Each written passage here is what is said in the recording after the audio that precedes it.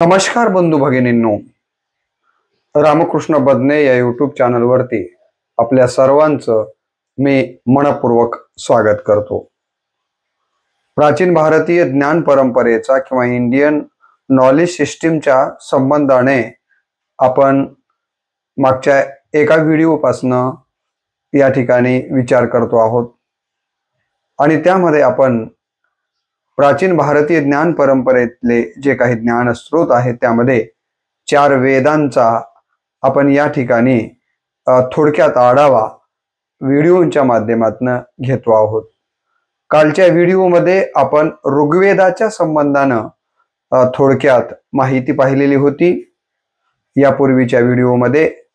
आता या दुसऱ्या व्हिडिओमध्ये आपण 4 वेदांच्या पैकी दुसरा वेद ज्याला आपण यजुर्वेद असं म्हणतो त्या वेदाच्या संबंधानं या व्हिडिओच्या माध्यमातून थोडक्यात माहिती पाहणार आहोत।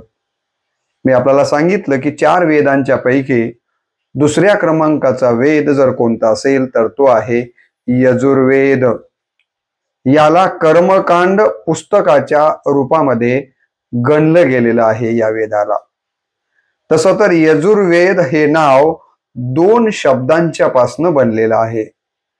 कोणते कोणते 2 शब्द आहेत?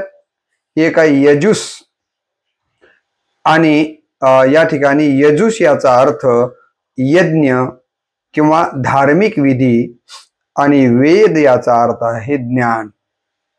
वेद याचा अर्थ पहिल्याच व्हिडिओमध्ये सांगितलं मी, वेद म्हणजे ज्ञान, म्हणजेच धार्मिक विधीचं किंवा यज्ञाचं ज्ञान ज्यातून मिळतं त्याला आपण यजुर्वेद अशा पद्धतीनं त्याचा उल्लेख करतो। म्हणून या वेदामध्ये यज्ञाला लागणाऱ्या मंत्रांचा सर्वाधिक उल्लेख आलेला आहे।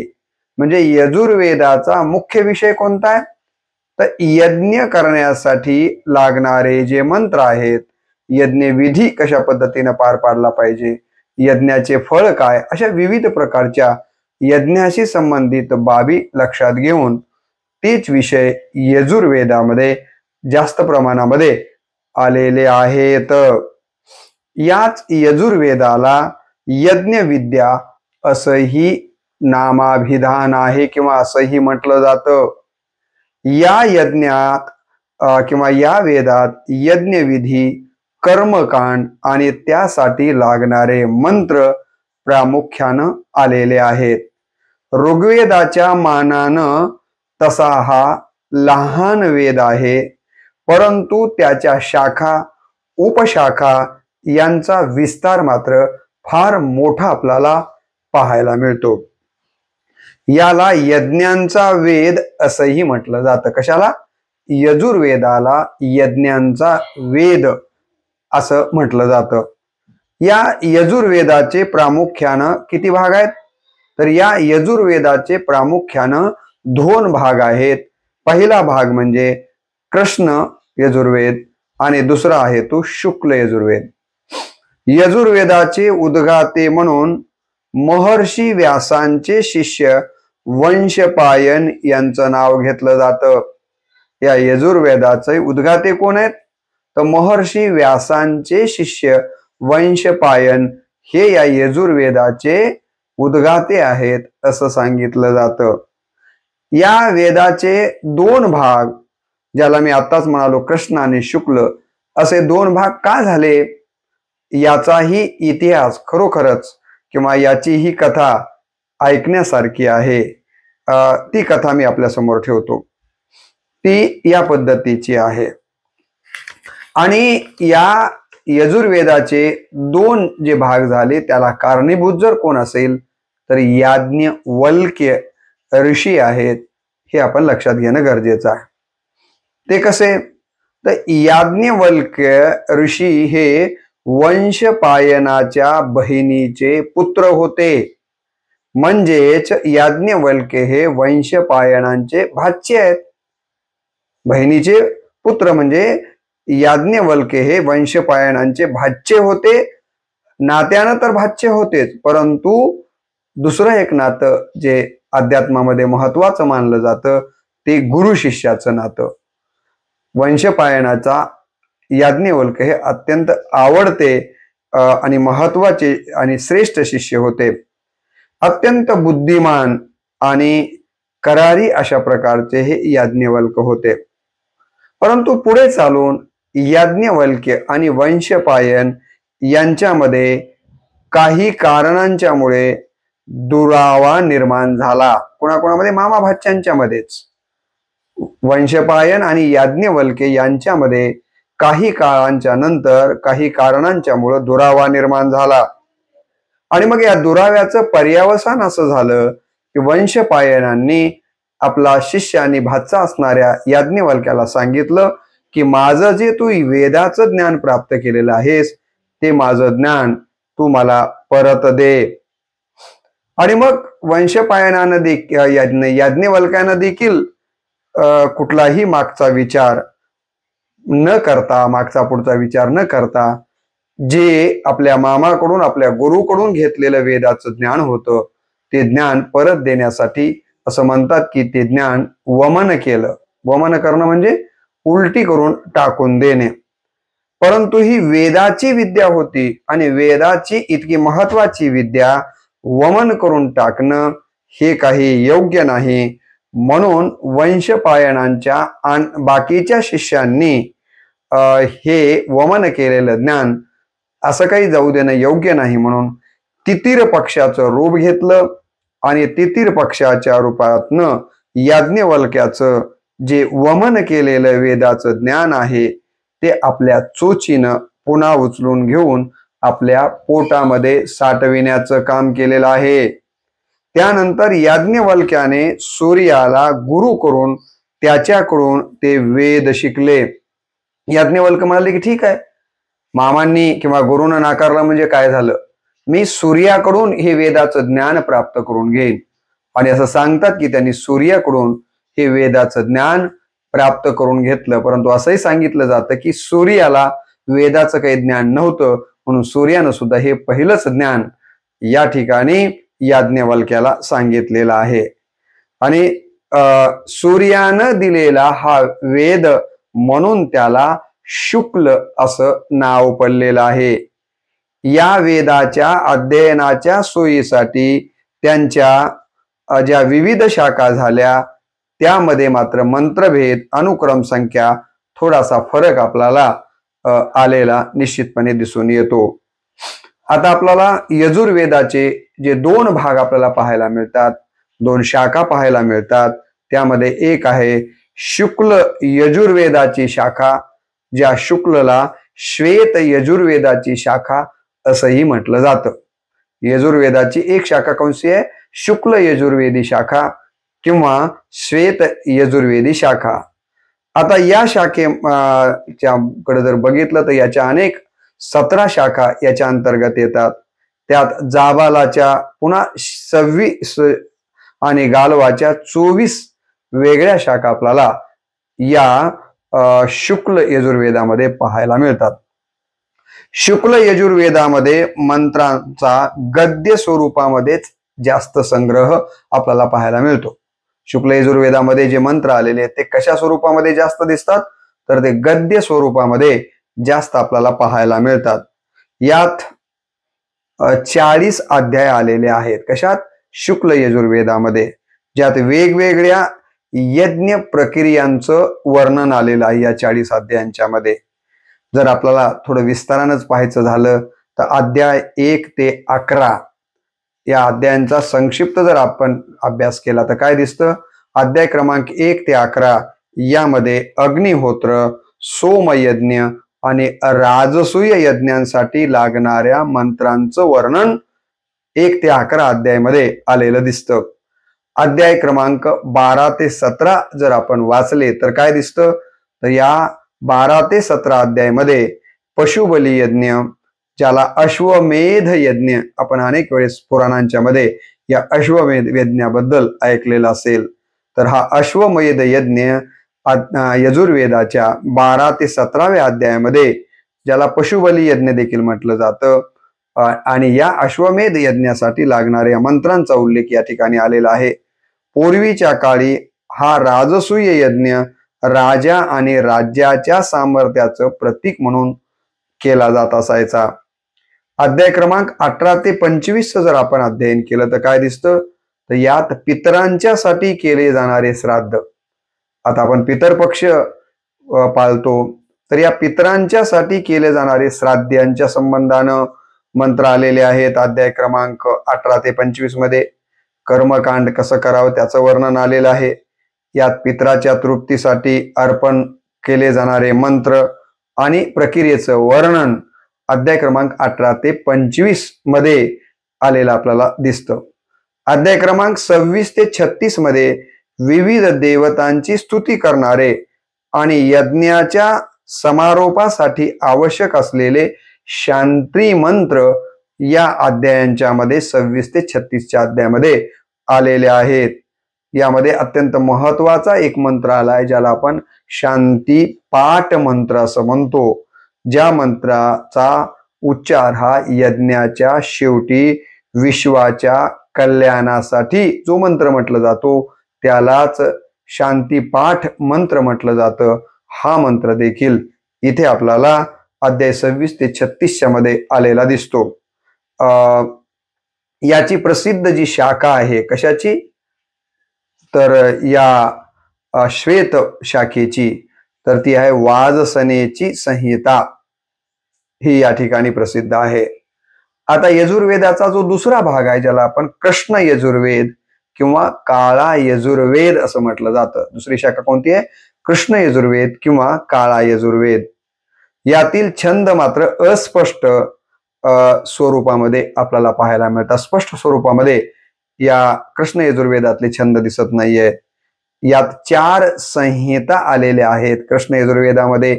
त्यामधली पहिली संहिता आहे तैतरीय संहिता, दुसरी आहे कथक संहिता, तिसरी आहे कपिष्टल संहिता, चौथी आहे मैत्रायणी संहिता. अशा 4 संहिता या कृष्ण यजुर्वेदामध्ये आलेल्या आहेत. याची जी प्रसिद्ध शाखा आहे तिलाच तैतरीय संहिता असं म्हटलं जातं. यात ब्राह्मण ग्रंथाचे देखील विषय आलेले आहेत आणि या कृष्ण यजुर्वेद शाखेचा प्रचार आपल्याला दक्षिण भारतामध्ये मोठ्या प्रमाणावर झालेला दिसून येतो. आणि कृष्ण यजुर्वेद हा तसा पाहिला तर अतिप्राचीन मानला जातो. यजुर्वेदाचे मध्ये एकूण 40 अध्याय आलेले आहेत यजुर्वेदामध्ये आणि त्यामध्ये जर ऋचांची संख्या बघितली तर 1975 ऋचा या यजुर्वेदामध्ये आलेल्या आहेत. अध्याय किती, 40, आणि ऋचा किती आहेत, मंत्रांची जे संख्या म्हणतो आपण ती 1975 एवढी आहे.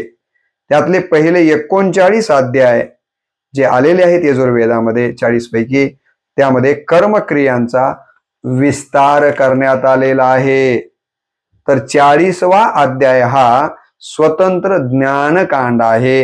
यात प्रसिद्ध ईशावास्य नावाचं उपनिषद देखील आलेला आहे. यज्ञ कर्म हा यजुर्वेदाचा महत्वाचा विषय आहे. एक यज्ञ म्हणजे अनेक कर्मांचा समुच्चय आहे. एका यज्ञामध्ये अनेक कर्म एकत्रित येतात म्हणून अनेक कर्मांचा समुच्चय म्हणजे एक यज्ञ. आणि या कर्मांच्या मुळच विविध विद्यावंतांची, विद्वानांची संमेलनं यामध्ये भरवली गेली. चर्चा घडून येते या यज्ञामध्ये, प्रवचन घडतात, भाषण घडतात, विविध विषयांच्या वरती वाद घडतात, संवाद घडतात आणि या सगळ्यांचा समुच्चय आपल्याला या यजुर्वेदात मध्ये या यज्ञामध्ये आपल्याला पाहायला मिळतो. आणि म्हणून यासाठी देखील हा वेद अत्यंत महत्वाचा आहे.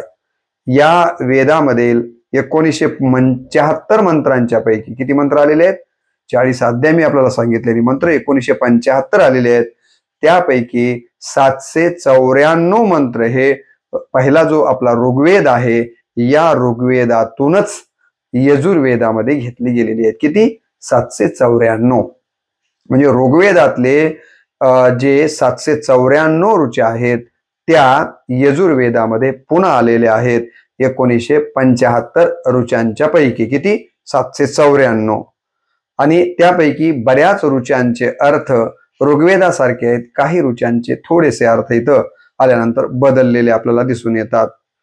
कृष्ण यजुर्वेदामध्ये गद्य व पद्य अशा दोन्हीही प्रकारच्या ऋचा आपल्याला पाहायला मिळतात.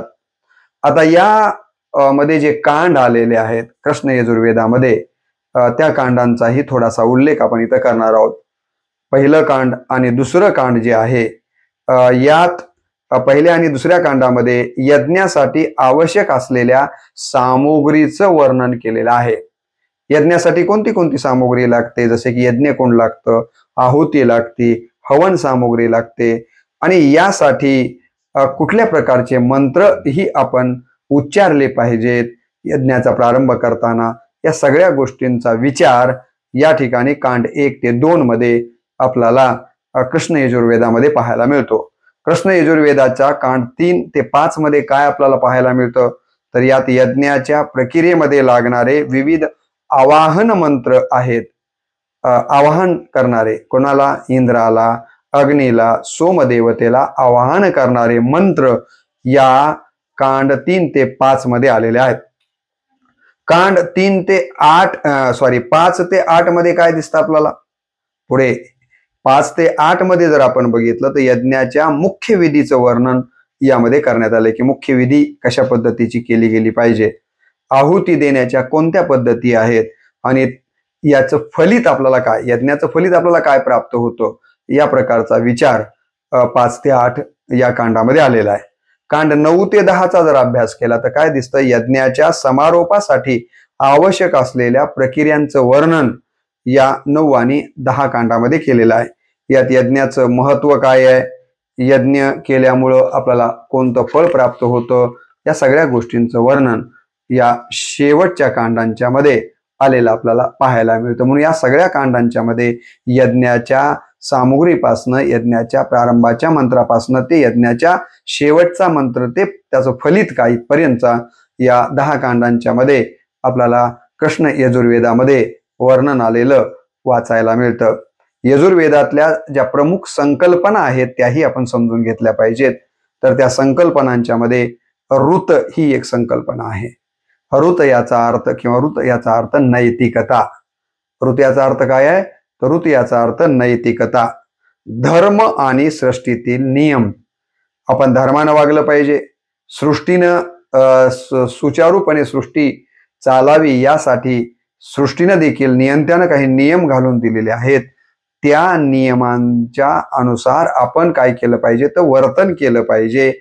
हेच खऱ्या अर्थानं धर्माचरण आहे, हेच खऱ्या अर्थानं नैतिकता आहे, हेच खऱ्या अर्थानं ऋत आहे, असं यजुर्वेद ऋत या संकल्पनेतनं आपल्या मनावरती बिंबवण्याचं काम करतं. या ऋग्वेदामध्ये धर्माच्या संबंधानं देखील एक संकल्पना आलेली आहे, आणि धर्माचं वर्णन विविध प्रकारे या ठिकाणी केलेलं आहे. धर्म म्हणजे कायद्याचं पालन. धर्माचं पालन करायचं म्हणजे कशाचं पालन करायचं, तर जे काही सृष्टीनं नियम घालून दिलेले आहेत त्या नियमांचं पालन करणं, नैतिकतेनुसार आचरण करणं, आणि कर्तव्य जी आपली आहेत ती प्रामाणिकपणे पार पाडणं.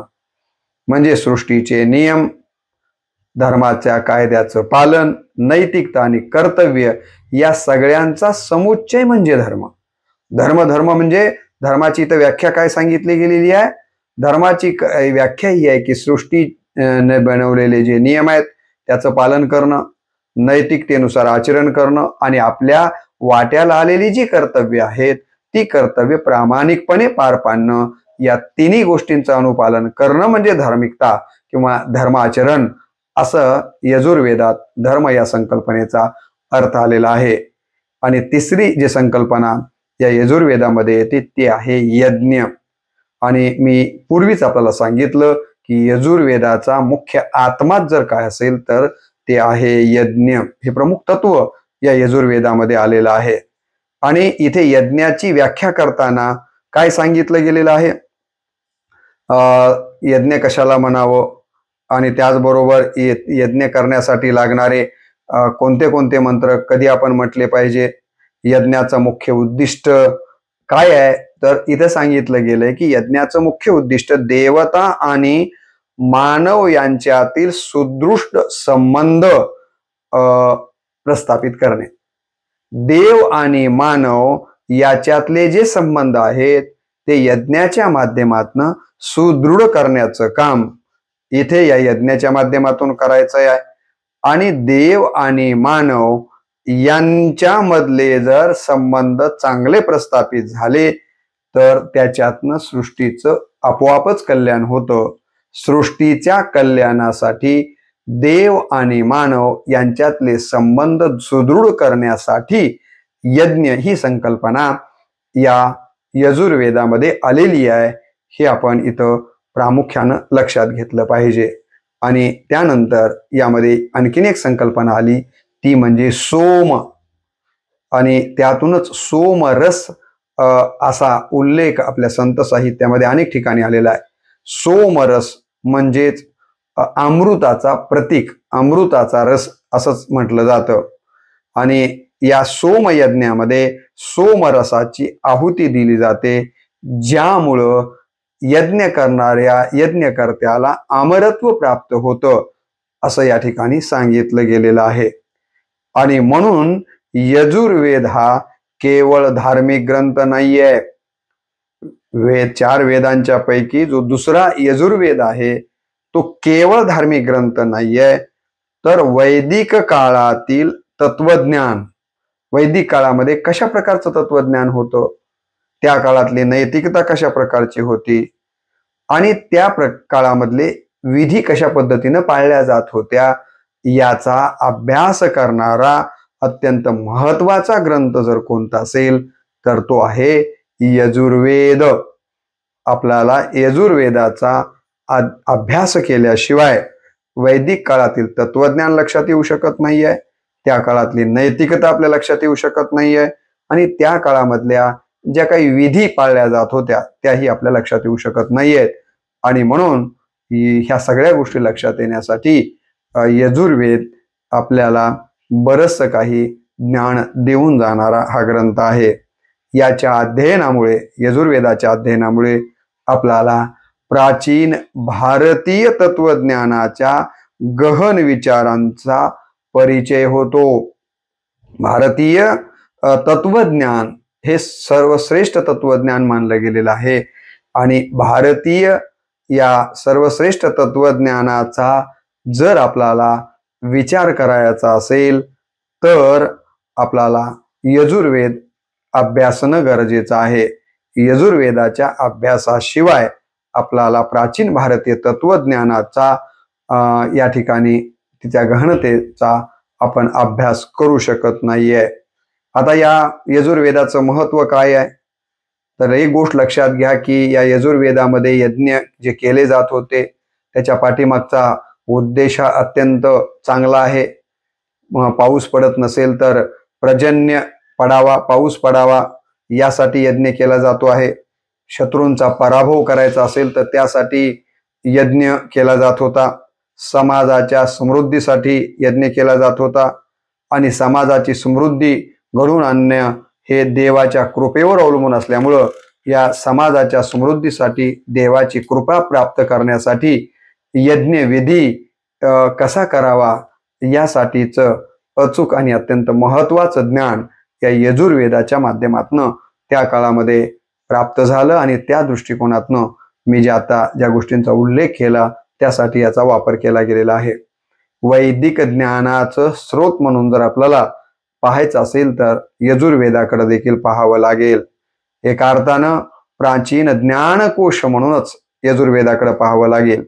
यात गणित आलेलं आहे, औषधीच्या संबंधानं बरंचसं वर्णन आलेलं आहे, पर्यावरणाच्या संबंधानं, विज्ञानाच्या संबंधानं, ज्योतिषशास्त्राच्या संबंधानं बरंचसं वर्णन या मंत्रांच्या माध्यमातून आलेलं आहे. आणि म्हणून या सगळ्या विषयांचं ज्ञान आपल्याला जर प्राप्त करायचं असेल तर यजुर्वेद अभ्यासणं गरजेचं आहे. आज ज्याचा उल्लेख आपण पर्यावरण संरक्षण, पर्यावरण जतन, प्रदूषण नियंत्रण या सगळ्या गोष्टी करतो, त्याचाही अभ्यास जर आपल्याला करायचा असेल तर त्यासाठी यजुर्वेदाचा अभ्यास करणं अत्यंत महत्वाचं आहे. या ठिकाणी यजुर्वेदामध्ये जे यज्ञ विधी सांगितला गेलेला आहे, या यज्ञाच्या माध्यमातून समाजाचा या यज्ञामध्ये सहभाग असायचा. सर्व समाज एकत्र येऊन हे यज्ञ करायचा आणि सर्व समाज येऊन एकत्र येऊन यज्ञ केल्यामुळं समाजामध्ये एक प्रकारचं ऐक्य निर्माण करण्याचं काम त्या कालावधीमध्ये घडत होतं. या यज्ञाच्या माध्यमातून एकमेका सहाय्य करू अवघे धरू सुपंत अशा प्रकारे परस्पर सहकार्याची भावना यातनं वृद्धिंगत होत होती आणि परस्परांच्या बद्दलचा विश्वास देखील या यज्ञकर्मातनं वाढीस लावण्याचं काम झालेलं आहे. या दृष्टीनं देखील समाजात सौहार्द, विश्वासाची भावना, सहकार्याची भावना वृद्धिंगित करण्यामध्ये यजुर्वेदाचं अत्यंत महत्वाचं योगदान राहिलेलं आहे. या यजुर्वेदाच्या माध्यमातून देवतांचं महात्म्य आपल्या लक्षात येतं. ब्रह्मांडाची उत्पत्ती कशी झाली याबद्दलचं प्राचीन ज्ञान आपल्याला याच्यातनं प्राप्त होतं. जीवनाच्या उद्देशाचं वर्णन, आपल्याला जीवन कशासाठी मिळालेलं आहे आणि मग ते आपण त्या उद्देशासाठीच हे जीवन खर्ची घालतो की नाही याचे दिशादर्शन या यजुर्वेदातनं आपल्याला प्राप्त होतं. कर्माबद्दलचं मार्गदर्शन याच्यातनं आपल्याला होतं. धार्मिक कर्तव्यांचा विचार देखील यामधनं आपल्याला प्राप्त होतो. मानवी जीवनाचा सर्वांगीण विकास घडवण्यासाठी यजुर्वेद आपल्याला निश्चितपणे दिशादर्शन करतं. मानसिक शांती निर्माण करण्यासाठी, आध्यात्मिक उन्नती साध्य करण्यासाठी मला असं वाटतं की यजुर्वेद आपल्याला निश्चितपणे मार्गदर्शन करतं. म्हणून या यजुर्वेदाचा आपण अभ्यास करणं अत्यंत महत्वाचं आहे. तर असं हे यजुर्वेदाचं अत्यंत महत्वाचं स्थान प्राचीन भारतीय ज्ञान परंपरेमध्ये राहिलेलं आहे.